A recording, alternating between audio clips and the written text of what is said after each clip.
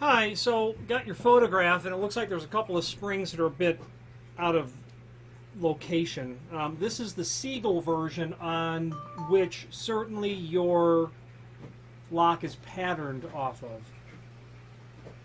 I've got the two screws removed that will allow me to remove the rear cover. This spring-loaded item is called the shutter guard, just for sake of noting that in this video. I'm going to carefully just remove the plate. I should be able to just get it lifted up. And you're going to want to be ginger with this, because as you have learned, all of those parts. Okay, now I'm studying your picture, and it looks like your top spring is in the proper location, because when I tip this up, your top spring looks to be in a healthy position.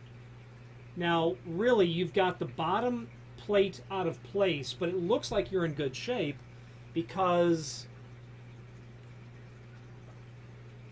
your spring that is sitting over the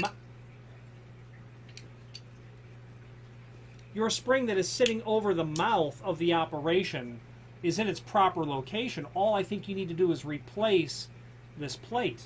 So I'm going to remove that.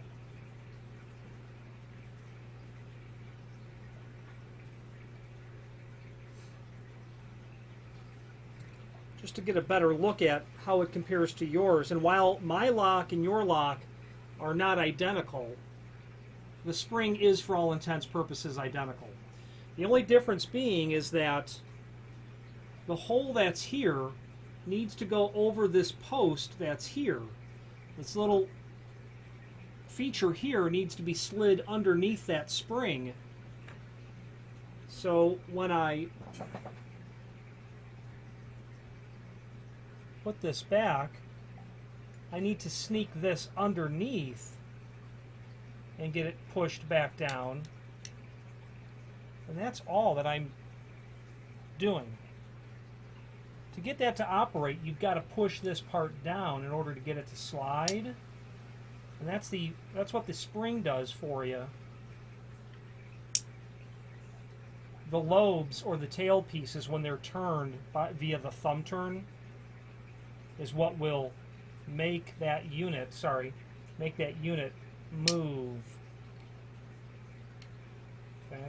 And my fingers are in the way here because I want to not lose that bottom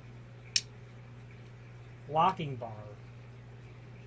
And I'm hoping that you can pause this video in order to use the frozen data to allow you to put your lock back together.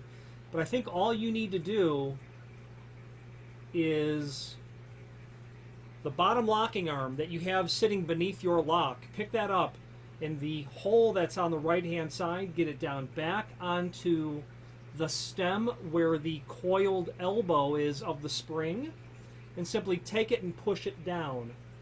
Your feature does not have this little elbow underneath the spring, so there's really nothing to worry about. And if there's any indication of your email name as to what your profession is, this ought to be very easy work for you to do. That's of course a joke, but a private joke to the person who sent me this email. You should find this simple work to do, and if you don't, feel free to reach back out to me. Thank you very much.